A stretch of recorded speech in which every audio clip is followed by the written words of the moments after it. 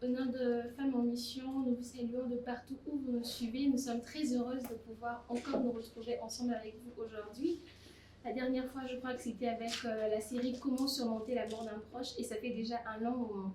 Aujourd'hui, nous revenons vers vous pour une nouvelle série qui s'intitule La femme au centre de son épanouissement. Vous allez certainement le constater, je ne suis pas seule, je suis avec une dame merveilleuse qui s'appelle Bethel Boui Bimbi. Bonjour maman Bethel. Bonjour, Ça allez bien? très bien, merci. Nous disons merci d'avoir accepté notre invitation. Merci beaucoup. Alors, vous allez certainement la découvrir, comme je disais tantôt. Aujourd'hui, nous allons parler de l'épanouissement, la femme au centre de son épanouissement. Maman Bethel, nous avons appris que vous êtes mariée alors que vous étiez en deuxième année à l'université. Waouh! Et est-ce que vous avez pu vous épanouir parce que vous étiez encore jeune? C'est vrai que vous l'êtes encore. Vous étiez encore beaucoup plus jeune. Exactement. Et gérer un foyer, des enfants, votre propre vie. Est-ce que vous avez pu vous épanouir justement? Bon, ça peut se constater.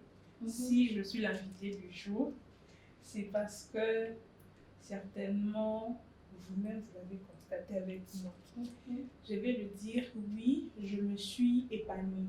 Ok. Je me suis épanouie avec l'aide de mon mari en premier. Mhm. L'aide de Dieu, pardon, et puis l'aide de mon mari, mais aussi j'ai appris à accepter l'aide des autres, accepter l'aide que je recevais des autres, et j'étais déterminée, je savais ce que je voulais, j'étais très déterminée, et j'ai pu m'épanouir, j'ai eu mon diplôme de licence en droit, j'ai maintenant une entreprise de bientôt 2 ans déjà, et 2 enfants, un foyer, je sers le Seigneur, donc Gloire à Dieu, en tout cas. Alors, en ce qui concerne l'épanouissement, nous avons très souvent l'impression que ça doit simplement venir des autres.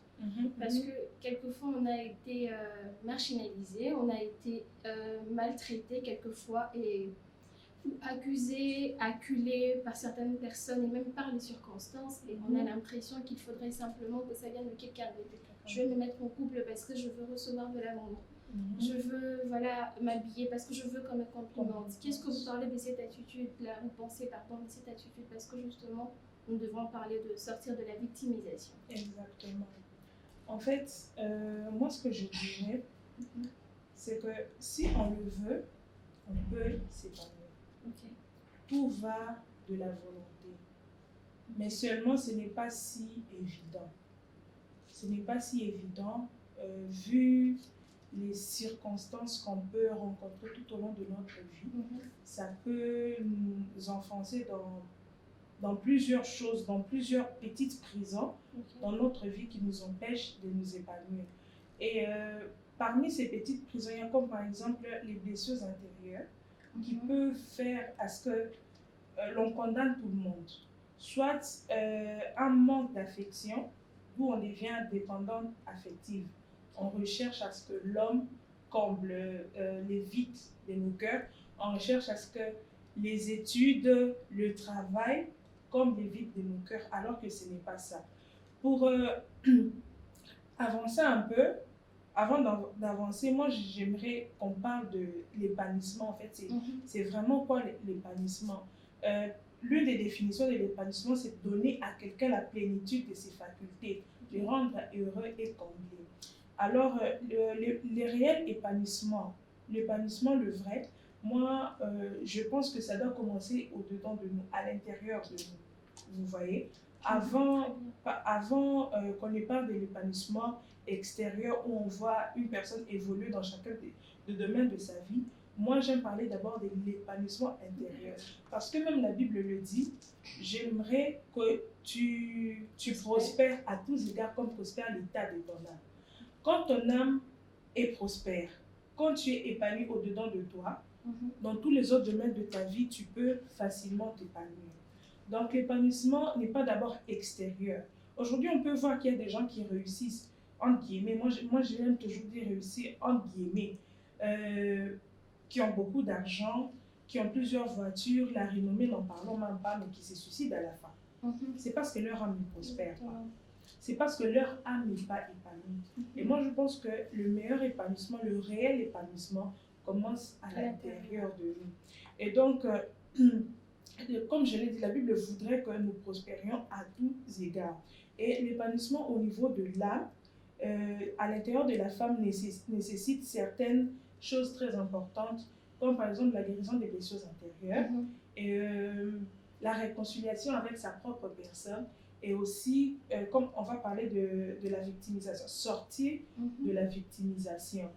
Arrêter de rejeter la faute sur les autres. Pour les faits qu'on n'évolue pas. Permettez-nous de vous arrêter un moment. Quand vous parlez de la réconciliation avec soi-même, comment est-ce que cela se fait justement? Est-ce que l'on se rend aussi compte quelquefois que l'on est en conflit avec soi-même? On ne se rend pas compte tout de suite. Moi, pour mon cas, avant que je ne me convertisse, je ne savais pas que j'étais en conflit avec moi-même. Je ne savais pas. Mais c'est une fois que je me suis convertie, le Seigneur m'a fait voir que j'étais en conflit avec moi-même. Je me condamnais beaucoup. Avant de condamner les autres, je commençais par me condamner moi-même. J'ai condamné les autres de ce qu'ils m'avaient fait. Ils m'ont maltraité, ils m'ont insulté, tout ça là. Mais je me condamnais moi-même premièrement parce que je pensais que je n'avais pas de vision d'avenir. Je pensais que je n'avais pas de talent. On m'avait fait comprendre que je n'avais pas de talent. En fait, j'avais un talent, j'aimais beaucoup écrire. Mais en fait, je n'avais pas été encouragée dans ça. Alors, je pensais que ce n'était pas un talent louable, en fait. Donc, c'est avec le temps que le Seigneur m'a fait voir toutes ces choses que j'étais en conflit avec moi-même. Quelquefois, quand j'avais une idée, je pensais que cette idée-là était la bonne. Et s'il s'est fait que tu me demandes que non, on ne réfléchit pas de telle manière, il faut faire comme cela. Même si je suis convaincue que j'avais mal fait, et toi tu as raison, je vais me traiter très durement. Je vais me traiter très durement. Je vais me dire, mais pourquoi tu n'as pas réfléchi comme ça avant? Il faut que quelqu'un d'autre vienne te dire et tout. J'arrivais à me pardonner difficilement. Finalement, c'était une torture mentale. C'était une torture mentale. Et donc, on va parler de la victimisation, sortir de la victimisation. En fait, la victimisation, c'est la victimisation personnelle, parce que d'autres personnes peuvent nous victimiser. Et la victimisation personnelle, c'est une tendance à l'apitoiement sur son propre sort. Sur son propre sort. Donc, on se conforte à un certain moment dans sa position de victime. Comme par exemple, je ne néglige pas les vécus des autres. Je vais donner des exemples, mais je tiens à signaler que je ne néglige pas cela. Tout à fait. Une personne qui a, par exemple, perdu ses parents très petits, alors, qui commence à chaque fois, au lieu de s'améliorer dans la vie, à chaque fois sort toujours l'excuse selon laquelle, non, moi je suis orphelin des pères et des mères, je n'ai pas grandi avec mes parents, pour justifier son mauvais comportement. Moi j'ai été trompée, j'étais avec un homme en couple et puis finalement il m'a trompée, je ne crois plus dans les choses de l'amour, je pense que maintenant moi aussi je vais commencer à faire les mêmes choses, je vais commencer à tromper aussi. Non, ne pas se conforter dans sa position de victime, vous voyez, n'est pas toujours rappeler, se ressasser à chaque fois son passé pour ne pas évoluer. Vous voyez, c'est exactement de ce qu'on va parler. Et certaines personnes ayant vécu certains défis ne veulent pas évoluer. Ils pensent que c'est impossible. C'est impossible d'évoluer parce que ce qu'il a vécu est tellement grand, c'est tellement ancré au-dedans de lui qu'il n'arrive pas à sortir de ça. Et la victimisation nous empêche de nous épanouir. Pourquoi? À chaque fois, on se ressasse notre passé. Les choses qu'on a vécues, j'ai été victime d'abus de confiance, et d'abus même sexuels et tout. J'ai été victime et on ne croit plus. Ce n'est pas que si on se décide d'évoluer, ça va se faire du coup. Le processus est quelquefois long. Mais il faut accepter que je peux passer outre. Je peux passer à autre chose, si on le veut bien. comme je disais au départ, tout va de la volonté. Si tu prends conscience et tu te dis, et dès maintenant, j'accepte de mettre point sur cette histoire, on peut évoluer. Vous voyez? Donc, si on veut, notre histoire, notre passé, ce qu'on a vécu, peut être un tremplin pour nous, peut être la raison qui nous aide à évoluer, peut être cette raison qui nous aide à mieux faire. Moi, comme par exemple, quand j'ai vu dans mon entourage, qu'il y avait par exemple plusieurs ruptures au milieu de copines, et quand je voyais que parmi autour de moi qu'il y avait plusieurs ruptures, plusieurs parlaient du divorce et tout, moi je me suis dit non. Si moi j'ai fait bien les choses, je ne vais pas en finir là. Exactement. Vous voyez? Donc notre histoire ne doit pas être notre frein. C'est vrai que ce qu'on peut vivre n'est pas si facile. Ce n'est pas toujours facile à surmonter, mais c'est possible. Tout va de la volonté. Si on prend conscience que c'est possible, on peut le faire. Vous voyez? C'est un peu ça. Donc, que le Seigneur nous aide parce que la victimisation nous empêche de nous épanouir. On rejette la faute sur les autres. On rejette la faute sur ce que les parents n'ont pas pu faire. On rejette la faute sur ce que la société n'a pas pu faire de nous. On peut quelquefois rejeter la faute sur nous-mêmes, comme moi je le faisais auparavant. Mais pourquoi Victimisation personnelle. Rejeter la faute sur soi-même et tout. Donc, si on a cette volonté-là, on se dit que je peux passer à autre chose. C'est possible. C'est possible. J'ai beaucoup aimé ce que vous avez dit, c'est un processus. Donc, parce qu'il y a des personnes qui arrêtent parce que c'est très long. J'ai essayé pendant plusieurs années, mais je ne m'en sors pas. Et moi, Bethel, vous pensez que ça dépend d'une personne à une autre, ces processus-là, ou généralement? Bon, je pense que oui, ça peut dépendre d'une personne à une autre, selon la capacité à assimiler les leçons, selon la capacité à comprendre les choses. Si on se laisse guider, par exemple, par le Saint-Esprit, sincèrement, je pense que le processus sera différent d'une personne qui l'est fait de soi. Comme par exemple, moi, ça m'a pris pratiquement 1 an. Et 1 an, parce que je m'appelle que je me suis convertie en 2015. Et de 2015 à 2016, c'était une année de brisement pour moi. C'était une année très difficile. Bon, ça ne se voyait peut-être pas aux yeux de tous. Mais moi-même, je savais ce que je vivais en cette année. C'est arrivé avant votre mariage? Avant mon mariage, oui. Parce que il fallait nécessairement que je sois guérie, restaurée avant le mariage. Sinon, j'aurais fait vivre à mon mari un enfer. Donc, ça peut prendre un temps différent selon chaque personne. Sinon, tout le monde irait bien. Exactement. C'est vrai qu'on n'est pas encore sur le point de conclure, mais vous revenez tout le temps sur Dieu, le Saint-Esprit. Donc, on se rend déjà compte que vous avez eu besoin d'une force extérieure. En fait. Surnaturelle. Voilà.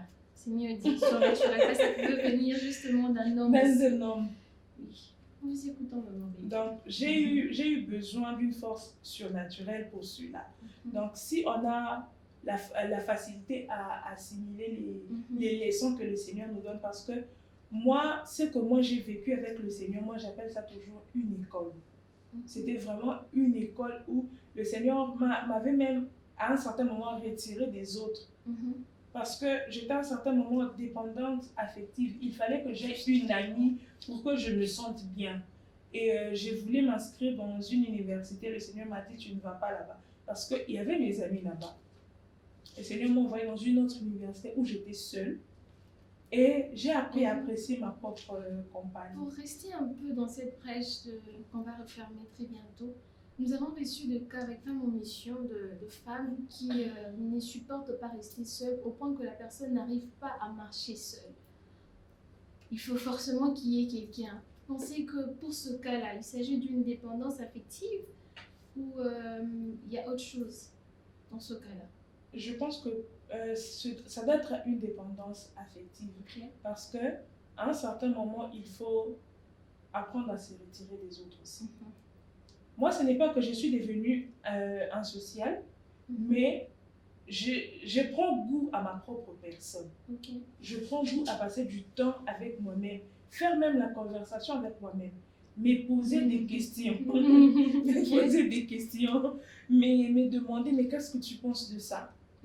Il m'arrive de prendre mon sac, mes chaussures, je sors, je vais au resto moi-même. Je passe un peu sans de papa temps. David. Sans papa David.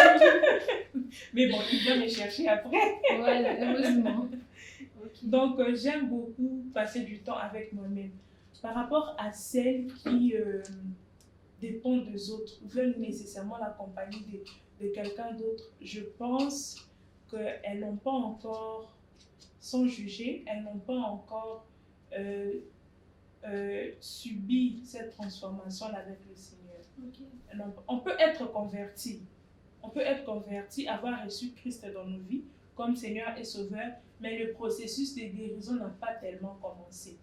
Parce que pour que le processus commence, il faut qu'on accepte qu'on a besoin de guérir. Il faut qu'on accepte qu'on est dépendant de l'affection des autres. Il faut qu'on accepte qu'on est dépendant de l'amour des autres, des compliments des autres. Il y a certaines femmes aujourd'hui, même si elle est bien habillée, elle est bien maquillée, tant que quelqu'un ne lui a pas dit que « Ah, tu es jolie », elle ne va pas croire. Mais aujourd'hui, là, j'étais comme ça, mais aujourd'hui, là, il n'y a pas besoin de quelqu'un. Mais il y a aussi deux cas, quelqu'un s'habille très bien chez elle, mais quand elle arrive dans un milieu, elle est dépaysée, hein, la personne. Mais là, on a l'impression que non, mais elle est beaucoup plus bien habillée. Si tu habilles, pourquoi je ne l'ai pas? Ça aussi, c'est un autre problème. Ça aussi, c'est un autre problème. Ça, on va appeler ça peut-être la convoitise.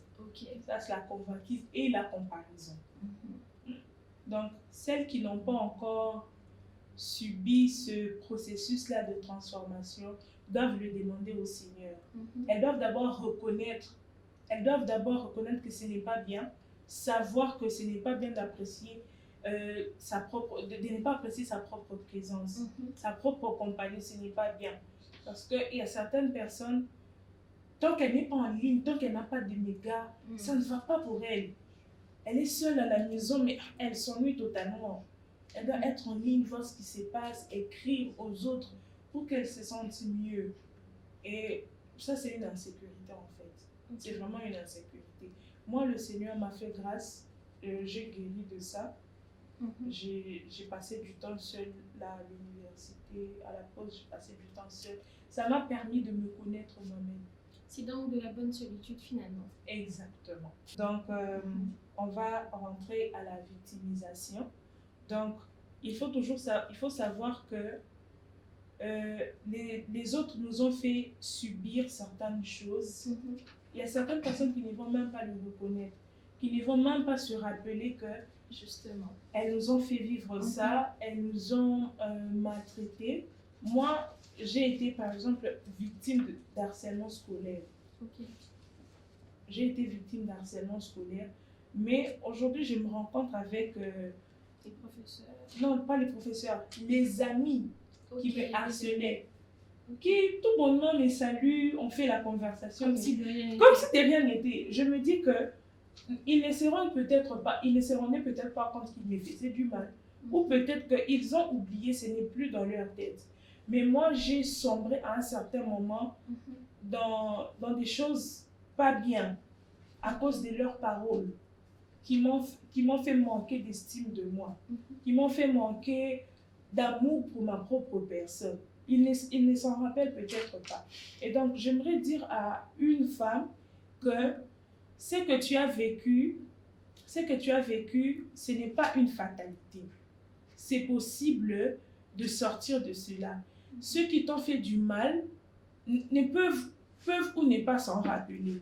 Si tu prends la décision de guérir, si tu prends la décision d'associer le Seigneur à ton processus, tu peux guérir. Ça peut aller pour toi. Tu peux passer à autre chose et ce sera le début d'une nouvelle histoire pour toi. Donc, c'est un peu ça. Et une autre chose, c'est aussi, moi, quand j'étais dans ma phase d'isolement, on a dit isolement. Isolement, oui. On a dit isolement. Pas isolation.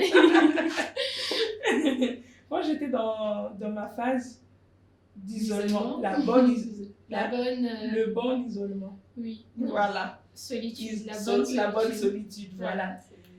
Le Seigneur m'avait appris à aimer ma propre présence, ma propre compagnie.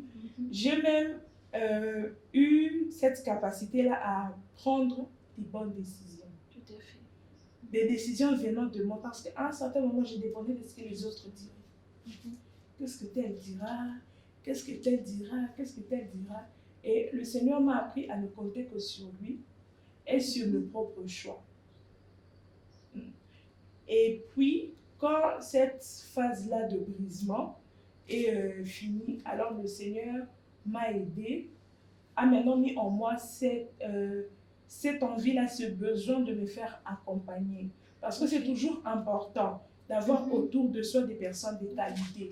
Alors, le Seigneur m'a aidé, m'a mis en moi ce désir de prier pour mon entourage et il a placé aux côtés de moi des bonnes personnes, des bonnes amies, un bon mari, une bonne famille aussi. Non, Bethel, quelquefois les gens se plaignent que voilà, à tout moment je perds des amis, j'ai perdu de proches. Vous pensez que l'une des raisons peut aussi être peut-être que le Seigneur veut travailler d'abord la personne? C'est possible. La personne dépend totalement. Exactement. C'est possible. Mais aussi, on ne va pas. Il y a cette raison-là aussi. Il se peut que nous, en tant qu'amis, qu'on soit aussi très exigeants.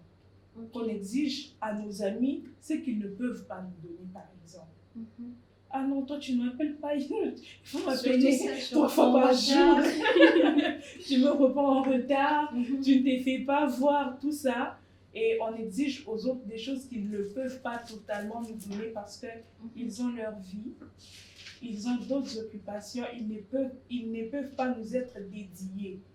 Voilà. Donc, ça peut aussi être une des raisons. Il faut régler le problème avec soi-même d'abord avant de condamner les autres. Et maman Bethel, s'il faudrait parler de toutes ces femmes, comme on a dit au début, qui veulent se mettre dans une relation amoureuse parce que voilà, je veux me sentir épanouie, qu'est-ce que vous en pensez? Il faudrait d'abord que la personne commence par guérir. Mais comment guérir? Comment reconnaître que j'ai un problème? On peut guérir en se posant des vraies questions. Moi, j'ai commencé par observer ma vie. J'ai commencé par observer ma vie. J'ai réalisé que je dépendais des autres, en fait. Des compliments des autres. Je dépendais de la présence des autres. Donc, il faut commencer par repérer le problème. Il faut commencer par repérer le problème, accepter qu'il y a un problème. Et après, il faudra maintenant associer le Saint-Esprit, associer le Seigneur des Seigneurs. Et puis, c'est là que le Saint-Esprit nous guidera. Soit il placera à côté de nous des personnes pour nous aider, soit on passera par une phase de brisement total, nous-mêmes d'abord, comme ça a été le cas pour moi, où le Seigneur m'a brisé d'abord moi-même, dans une phase où j'étais seule, le Seigneur en train de me briser, et puis plus tard, il a placé des personnes à mes côtés. Donc, il faut commencer par reconnaître que nous avons un problème. Il faut commencer par reconnaître que non, là, je dépends des autres. Là, j'ai besoin de combler le vide qu'il y a dans mon cœur par un homme. Quelquefois, ce n'est nécessairement pas d'un homme qu'on a besoin. Quelquefois. Moi, j'ai vu des femmes qui voulaient se mettre en couple, mais une fois qu'il y a eu l'occasion d'un travail, elles n'en pensent plus. Une fois qu'il y a eu les études, elles n'en pensent plus. Quelquefois, ce n'est pas le besoin de se marier, c'est qu'on s'ennuie seulement. On s'ennuie. C'est pourquoi moi, quand on me dit « Ah non, maman Bethel, moi je veux me marier », j'encourage toujours les autres à investir en eux-mêmes. Tout à l'heure, là d'ailleurs, on en parlait, je t'encourageais à investir en toi et tout. Moi, j'encourage d'abord les femmes à investir en elles-mêmes. Déploie tes capacités, investis en toi, sers le Seigneur évolue professionnellement, étudie, pense à des projets, réalise-les. Et si par-delà ça, il y a toujours ce besoin-là de te marier, alors tu peux te marier tout en avant ça, mais prépare-toi d'abord, cherche à savoir qu'est-ce que c'est le mariage, prépare-toi au préalable pour reconnaître ta saison de mariage aussi. Hein. C'est important. Très important. Alors, maman Bethel, par rapport à la victimisation, je ne sais pas si vous avez quelque chose à rajouter avant qu'on ne termine. Par rapport à la victimisation, j'aimerais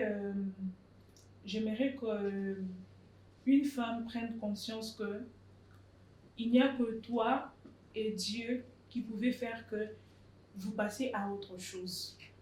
Si à chaque fois tu ne fais que rejeter la faute sur les parents, moi mes parents ne m'ont pas appris à préparer. C'est comme je parlais dernièrement avec une femme qui m'a dit ça, mes parents ne m'ont pas appris à préparer. Moi, quand je me suis mariée, je ne connaissais pas toutes les recettes. Je ne connais pas d'ailleurs toutes jusqu'à aujourd'hui. Okay. Mais j'ai quand même eu cette volonté-là de connaître. J'ai approché celle qui savait préparer. Dis-moi comment on prépare ça. Mais ça n'a pas été aussi facile. Ça, c'est aussi un autre problème. Bon, quand vous m'inviterez, j'en parlerai.